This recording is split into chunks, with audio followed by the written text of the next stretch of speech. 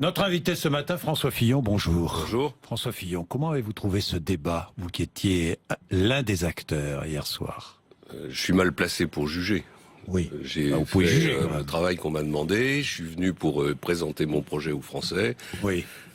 Voilà, les téléspectateurs feront leur jugement eux-mêmes. Oui, enfin, vous êtes intervenu à un moment donné du débat pour dire maintenant, ça suffit. Je trouve qu'il n'est pas possible d'organiser un débat entre des hommes et des femmes qui sont candidats à la présidence de la République en posant des questions absolument fondamentales à certains et pas à d'autres.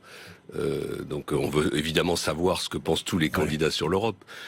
Et puis surtout, l'organisation de ce débat a encore une fois mis de côté des sujets qui sont des sujets quotidiens, des sujets de préoccupation. Oui. Par exemple, depuis le début de cette campagne, nous n'avons jamais réussi à débattre de la santé, qui est une des questions absolument fondamentales pour les D'ailleurs, Français. vous êtes intervenu, Alain Juppé est intervenu, plusieurs d'entre vous sont intervenus parce que vous aviez envie. De parler de la santé, de parler de la ruralité, de parler de ces sujets-là, et pas de faire plaisir à des animateurs qui voulaient simplement organiser une baston vous aviez entre les préparé candidats. votre intervention, là, tout à coup Non, pas du tout. Pas du tout, non, non. pas du tout, parce que d'ailleurs, je ne savais pas que ça allait que la dernière partie du débat serait une partie où les candidats devaient s'interpeller. Franchement, c'est pas le sujet. On est 7, on est dans la même famille politique, on est candidat à une élection présidentielle. On n'est pas là pour s'interpeller. Est-ce que vous craignez des fraudes électorales dimanche? Il y a toujours une inquiétude. Il y a toujours une inquiétude parce que... Vous êtes inquiet donc? Il y a toujours une inquiétude parce qu'il y a il y a un passé, il y a un passif dans ce domaine. On a mis beaucoup de garanties pour éviter que ça se reproduise. Il y a une haute autorité qui a fait remarquablement bien son travail. Thierry Solaire anime le comité d'organisation de façon absolument irréprochable. Maintenant, je dis à travers vous et cette antenne, à ceux qui pourraient être tentés de frauder, que ce serait un désastre, un naufrage pour la droite française. Nous sommes sur le point de reprendre le pouvoir dans le pays et de gouverner la France. S'il y avait la moindre fraude à la primaire, cela nous disqualifierait. J'ai vu que vos équipes étaient très attentives. Vous avez même distribué un petit document rappelant comment frauder, surtout ne pas aller déjeuner entre 12h et 14h, attention aux mines de crayons sous les ongles, enfin bon, etc., etc. Ça nous a fait sourire un peu, mais enfin... Vous avez connu ça? J'ai connu ça quand j'étais jeune militant dans les années 80, où nous recevions une formation, parce qu'à l'époque c'était le Parti communiste qui fraudait beaucoup. Et donc vous avez pris des leçons. Voilà, je me souviens qu'en 81, lorsque j'ai été élu député pour la première fois à l'Assemblée nationale, je l'ai été de justesse parce qu'il y avait eu des fraudes dans certains bureaux de la banlieue mancelle. Si vous êtes éliminé dimanche, donnez-vous une consigne de vote? Oui, bien sûr, je donnerai une consigne de vote, mais ça ne se produira pas. Donc, non, mais voilà, mais donc vous soutiendrez publiquement l'un des deux qualifiés. Je pense que quand on est dans une... Il y a aucun programme qui soit de nature, de mon point de vue, à sortir la France des difficultés dans les programmes de mes concurrents. C'est pour ça que je suis candidat. Donc je le ferai sans enthousiasme, mais je le ferai. Est-ce que la question de David Pujadas concernant Takieddine posée à Nicolas Sarkozy était légitime? Elle est légitime dans la mesure où c'est l'actualité. Vous auriez posé la question, vous, journaliste? Je sais pas, je suis pas journaliste. Non, je peux pas. Mais je trouve que la manière dont ça a été fait et le moment où cette question a été posée était... comment dirais-je, inapproprié. Voilà. Vous auriez répondu comme Nicolas Sarkozy? Je ne sais pas, parce que je suis pas Nicolas Sarkozy et je ne sais pas ce qu'il y a derrière cette affaire. Alors est-ce que vous redites ce matin ce que vous disiez fin août? C'est peut-être le moment d'ailleurs où vous avez commencé votre remontée. Il ne sert à rien de parler d'autorité quand on n'est pas soi-même irréprochable. Oui, vous redites la même chose? Bien sûr, je le répète tous les soirs devant toutes les salles qui m'ont accueilli en France. Et à chaque fois, je reçois un accueil immédiat et spontané. Sur cette question-là? Bien sûr. Et je dis aux Français, vous savez, moi, j'ai fait le tour de France pendant 3 ans. Oui. Et il y a des centaines de Français qui m'ont dit ça. Et ils m'ont dit souvent avec une formule que j'ai retenue, quand on passe devant le radar, nous on paie. On a l'impression que là-haut, souvent, vous payez jamais. C'est-à-dire que, au fond, vous respectez pas les lois, vous êtes au-dessus des lois. Eh bien, ça, c'est insupportable. Si on veut rétablir l'autorité de l'État, il suffit pas de donner des coups de menton, faut aussi être irréprochable. Est-ce que vous voteriez pour quelqu'un qui est mis en examen? François Fillon, je pose une question, hein. J'ai besoin d'une réponse. C'est pour ne pas avoir à être dans cette situation que je veux gagner cette élection. Donc vous ne voteriez pas pour quelqu'un? Je ne répondrai pas à cette Mais question pourquoi? Parce que c'est clair. Si vous êtes dans votre logique, non, c'est pas clair du tout. Parce que ce que vous voulez me faire dire, vous voulez me faire un choix. De deuxième tour d'une élection avant qu'elle ait lieu. Non. Moi, je vous dis que ce choix, ce sera de voter pour moi. Non, mais votre choix découle de ce que vous dites. En tout cas, il y a une chose qui est certaine. De ce que vous dites, ceux qui ne respectent pas les lois de la République ne devraient pas pouvoir se présenter. Il y a une chose qui est certaine, c'est qu'avec moi, si je suis président de la République, il n'y aura jamais de responsable politique, de ministre qui soit mis en examen. Mais vous pourriez voter pour quelqu'un mis en examen. J'ai pas dit ça. Vous n'avez pas dit ça. Bon, d'accord. Avant-hier, Nicolas Sarkozy, on va passer à Alain Juppé, ne vous inquiétez pas. Avant-hier, Nicolas Sarkozy disait « Je décidais des réformes que François Fillon mettait en œuvre. J'ai été élu, il avait moins de mérite, il a été nommé. » Alors, question, est-ce que Nicolas Sarkozy vous a empêché de réformer ? C'est plus compliqué que ça. D'abord, il y a une erreur dans l'analyse de Nicolas Sarkozy. Le Premier ministre n'est pas seulement nommé.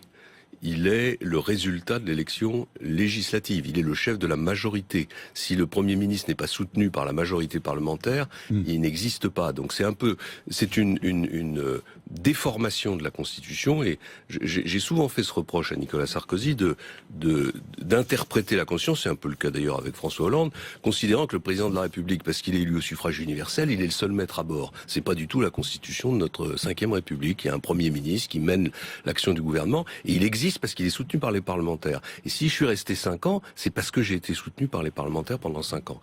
Après, sur le deuxième volet de votre question, c'est vrai que, et je l'ai redit hier soir dans le débat, il y a un contrat démocratique. Nicolas Sarkozy a été élu sur un programme. Moi, j'ai mis en œuvre le programme sur lequel Nicolas Sarkozy avait été élu, et c'est tout à mon honneur. Je considère d'ailleurs que vous avez accepté tout ce programme, bien sûr, les réussites et les échecs. Bien sûr, non seulement je l'accepte, je l'assume. Augmentation de la dette, augmentation du chômage. Bien sûr, l'augmentation de la dette. Parlons-en, si vous voulez. L'augmentation de la dette, elle a eu lieu en Allemagne, elle a eu lieu en Angleterre, parce qu'il y a eu une crise financière dans des conditions d'ailleurs plus élevées. La France était en faillite au début du quinquennat, et la France est encore plus en faillite aujourd'hui. Vous m'écoutez pas, Monsieur Bourdin. Allez-y. En Allemagne et en Angleterre, au moment de la crise financière, il y a eu une envolée de la dette. La seule différence, c'est que les Allemands et les Anglais, une fois la crise financière passée, ils ont recommencé à faire des économies. Ce que moi j'ai fait en 2011. Je rappelle que le budget de l'État en 2011 a baissé en volume pour la première fois depuis quasiment 35 ans. Puis 2012 est arrivé et tout s'est arrêté et on est reparti. Vous avez aussi diminué les forces de police comme Nicolas Sarkozy. Je ne le regrette pas. Et je ne le regrette pas parce que la France est un pays qui ne peut plus continuer à payer 5,5 millions de fonctionnaires alors que nous n'en avons pas les moyens. Alors passons à Alain Juppé. Les fonctionnaires, 600 000 au début de... Mais c'est 500 000 maintenant. Oui. Bon, c'était dans les Échos septembre 2014. Je vais chercher. Bon, aujourd'hui, 500 000 fonctionnaires... supprimés en 5 ans, c'est bien cela. Oui. Vous dites, la solution, c'est de les faire travailler 39 heures. D'abord, il faut revenir sur des choses. Il y a 5,5 millions de fonctionnaires. Fonctionnaires d'emploi public, il faut dire emploi public. Il y a 5,5 millions d'emplois publics. Il y en a 1 million de plus depuis une vingtaine d'années. 1 million de plus. Bon. Donc il faut pas... Et c'est le record absolu de tous les grands pays développés. Donc on n'a pas le choix, quels que soient les gouvernements, il faudra réduire le nombre d'emplois publics. Moi, je propose de le faire en augmentant le temps de travail. Voilà. Et d'ailleurs, je pense que d'une manière générale, notre pays ne se sortira d'affaire que s'il dépense un peu moins et que s'il travaille un peu plus. C'est d'ailleurs pas très compliqué de comprendre qu'un pays qui travaille moins que les autres et qui dépense plus que les autres peut pas s'en sortir. Si vous passez de 35 à 39 heures, dans beaucoup de collectivités locales, on est à 32, donc c'est pas 35 à 39, c'est 32 à 39. Grosso modo, vous pouvez progressivement supprimer 500 000 emplois. 500 000 emplois, donc 39 heures, payés combien ? C'est une négociation qu'il faudra avoir. L'idéal, l'objectif qui est le mien, c'est qu'on partage les gains. C'est-à-dire que la moitié des gains que représente le passage à 39 heures reviennent à la collectivité nationale en baisse de dépenses publiques et que l'autre moitié viennent aux salariés. Comment faites-vous, François Fillon ? J'étais cette semaine, lundi, chez Smart en Lorraine, où a été signé un accord comme celui-là. Les salariés de Smart, pour maintenir l'entreprise Smart en France, ils vont travailler 39 heures, payer 37.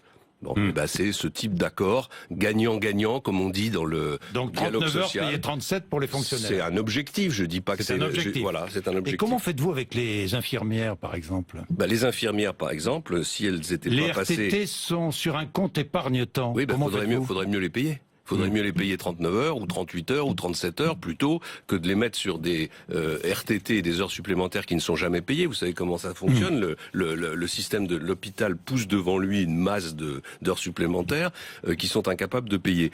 Personne ne peut nier que les 35 heures, c'est une des causes du malaise des infirmières. Quand on est passé à 35 heures, le nombre d'entrées à l'hôpital n'a pas diminué. Et donc on a demandé aux infirmières un effort de travail supplémentaire. Et qui travaillent déjà souvent plus de 35 heures, hein, François Fillon. Oui, bien sûr, mais si on les payait si elles étaient à 39 heures, avec une organisation du travail meilleure, et avec des perspectives de carrière et des augmentations de salaire, je pense que ça serait beaucoup plus efficace. Puis surtout, il faut à un moment donné poser la question dans le bon sens. Est-ce que nous avons les moyens de continuer à payer autant d'emplois publics ? Je réponds non. On voit avec ce qui se passe aux États-Unis que les taux d'intérêt vont augmenter. Si on veut vraiment être comme la Grèce, le Portugal et l'Italie, faut continuer. Je regardais votre programme de près et j'ai vu un point qui mérite, à mon avis, explication. Licenciement possible avec pour simple motif la réorganisation. C'est quoi? C'est un permis de licencier que vous offrez aux chefs d'entreprise? Je veux qu'on puisse recruter facilement et licencier facilement. Une entreprise qui se réorganise, elle doit pouvoir réduire ses effectifs. Un chef d'entreprise qui dit à ses salariés « Je veux réorganiser l'entreprise, donc je vais me séparer de 10% de mes salariés ». Dans des conditions qui sont prévues par la loi, avec des indemnités qui doivent être fixées. La rigidité du marché du travail, parce qu'on peut pas, dans notre pays, licencier, on n'embauche pas. Voilà. On a deux exemples en face juste à nos portes qui sont l'Allemagne et la Grande-Bretagne, deux pays qui sont au plein emploi. Enfin, nous, on a un taux de chômage qui vient de repasser à 10%. Le taux de chômage en Grande-Bretagne, il est de 4,5 ou de 4,2%.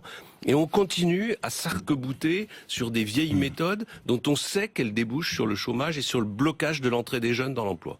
Est-ce que dans le domaine de l'environnement, on ne s'arc-boute pas non plus sur de vieilles recettes, cette énergie fossile, par exemple? Alors, si vous avez lu mon programme... Oui, j'ai lu votre programme et je vous ai écouté hier. Je propose, moi, de supprimer complètement, de manière progressive, mais avec un objectif de suppression complète de la production d'électricité d'énergie fossile. C'est-à-dire que je propose qu'on garde... Donc pas de gaz et pétrole de schiste, on est bien d'accord. J'ai jamais dit que je voulais ça. J'ai dit simplement que je ne voulais pas qu'on interdise aux chercheurs de chercher des technologies pour aller chercher ces...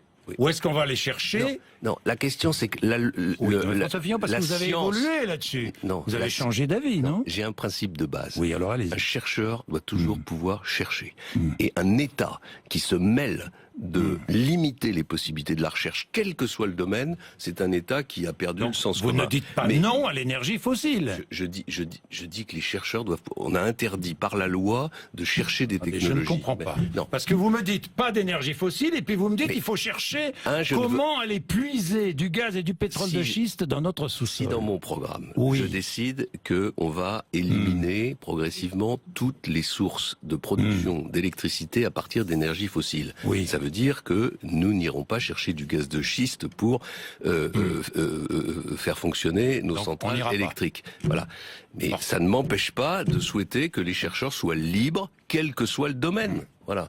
Bon, l'action EDF. Vous savez combien a perdu l'action EDF en un an? 31%. Est-ce que vous savez que cette société EDF est peut-être au bord de la faillite? Près de 30 milliards d'euros aujourd'hui de dette. EDF, c'est une société stratégique pour l'avenir de notre pays et quoi qu'il arrive, moi je la laisserai pas se détruire et s'abîmer.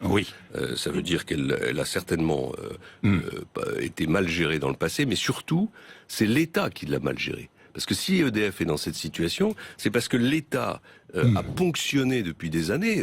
C'est vous qui l'avez mal géré. Oui. Nous compris, ça dure depuis 30 ans. EDF a été une vache à lait pour les finances publiques. C'est un argument supplémentaire en faveur du projet que je défends, puisque moi je veux descendre la dépense publique. Vous, votre projet, c'est le tout nucléaire. Non, c'est pas le tout nucléaire, c'est pas du tout le tout nucléaire. On maintient la part d'énergie nucléaire actuelle, c'est-à-dire à peu près 75%, et tout le reste, on le transforme en énergie renouvelable. Pourquoi ? Parce que on peut pas raconter n'importe quoi. Si la priorité absolue, c'est la lutte contre le réchauffement climatique, donc il faut pas émettre de gaz à effet de serre. Si on veut pas émettre de gaz à effet de serre, c'est le 3e pays le plus pollué d'Europe. C'est un des pays qui émet le moins de gaz à effet de serre, monsieur. 3e pays le plus pollué d'Europe. Ça dépend de quoi ? Pollué par quoi ? Pollué par quoi ? Ben oui, non, mais en termes d'émissions de gaz à effet de serre, on est parmi les meilleurs du monde. Grâce à quoi ? Grâce au nucléaire. En tout cas, c'est pas le nucléaire qui pollue la France. Qui coûte de plus en plus cher. Non. Et qui va coûter de plus en plus cher. Tous les rapports le disent. Non, mais ne vous faites pas l'interprète des associations écologistes. Coût du démantèlement. Mais tout ça, 60 milliards tout ça est faux. L'électricité nucléaire est moins chère que l'électricité. Mais bien sûr, et elle continuera de l'être. Parce que vous pensez qu'on fait pas de progrès, parce que vous pensez que la science n'existe pas, parce que vous pensez qu'il n'y a pas... Je pense que la science, c'est l'énergie renouvelable. Je pense qu'un jour, l'énergie renouvelable sera moins chère que le nucléaire. Je suis en face d'un militant écologiste. Mais pas du tout. J'ai beaucoup de sympathie. Moi, je vous explique une chose, c'est qu'il n'y aura jamais d'énergie renouvelable qui seront capables de donner de l'électricité à notre pays tous les jours, 365 jours par an, jour et nuit. Il y a un moment où les éoliennes s'arrêtent. Il y a un moment où démantèlement des centrales nucléaires. On aura besoin de centrales nucléaires. Rénovation des centrales nucléaires. Bien sûr. Coût des EPR, de cette... Ça nous donne l'électricité la moins chère en Europe. Aujourd'hui. Mais demain aussi, voilà. Et qui va demain aussi. Qui augmente. On est en désaccord sur ce sujet. On est en désaccord sur ce sujet, évidemment, mais nous verrons ce que nous réserve. Évidemment, François Fillon, je vais vous dire pourquoi. Parce que ce qui compte, pour vous et moi, c'est le prix de l'électricité parce que si EDF, ce qui compte aussi, c'est l'air qu'on respire et si EDF fait faillite, qui va payer ? EDF fera pas faillite, voilà. Mais qui va payer ? EDF ne fera pas faillite. Vous l'avez dit. On en est très loin. EDF fera pas faillite. EDF est une entreprise qui est stratégique pour notre pays et qui en plus est une entreprise de très grande qualité. Il suffit simplement qu'on ne la ponctionne pas comme on l'a fait par le passé. Un mot et des précisions sur le mariage homosexuel. Donc vous réécrivez la loi, on est bien d'accord, sur la filiation, pour interdire l'adoption par un couple homosexuel. Non, pas du tout. Je veux pas du tout. Je veux qu'on écrive dans la loi un principe qui d'ailleurs est une évidence, c'est qu'un enfant a toujours un père et une mère, ou plutôt qu'il est toujours le fruit d'un homme et d'une femme. Ce qui veut dire qu'un enfant a toujours une filiation, quelle que soit sa situation, qu'il soit adopté, qu'il soit pas adopté. Et après, j'en tire des conséquences. La première conséquence que j'en tire, c'est que les couples homosexuels pourront toujours adopter, mais dans le cadre de ce qu'on appelle une adoption simple. C'est-à-dire que la filiation des deux parents homosexuels ne se substitue pas à la vraie filiation, à la filiation réelle. La deuxième chose, c'est que ça me conduit à être extrêmement ferme sur la PMA, sur la procréation médicale assistée, que je considère qu'il doit être réservé aux couples hétérosexuels uniquement pour des raisons médicales. Et enfin, ça me conduit à interdire la GPA. Mais ça n'interdit pas, ça ne change pas le mariage, c'est-à-dire que ça ne remet pas en cause le mariage, et ça n'empêche pas l'adoption par les couples homosexuels. Et j'ajoute une dernière chose, c'est que dans la plupart des grands pays aujourd'hui, on considère que les enfants un enfant a le droit de connaître sa filiation. Ce qui n'existe pas chez nous. Puisque chez nous, on peut, avec la loi Taubira, mais aussi avec les législations passées, avoir un enfant auquel on explique que sa filiation, c'est deux pères ou deux mères, ce qui n'existe pas. François Fillon, le 15 janvier dernier, vous étiez avec moi, ici même, et vous m'avez dit que vous arrêteriez la politique si vous perdiez la primaire. Est-ce que vous dites la même chose ce matin ? Je dis la même chose. J'ai toujours dit que je n'étais candidat à aucune autre fonction. Une autre fonction. Aucune autre fonction dans la République que celle que je brigue. Voilà. Aucune autre. Merci François Fillon. Il est 8h55, RMC, BFM TV.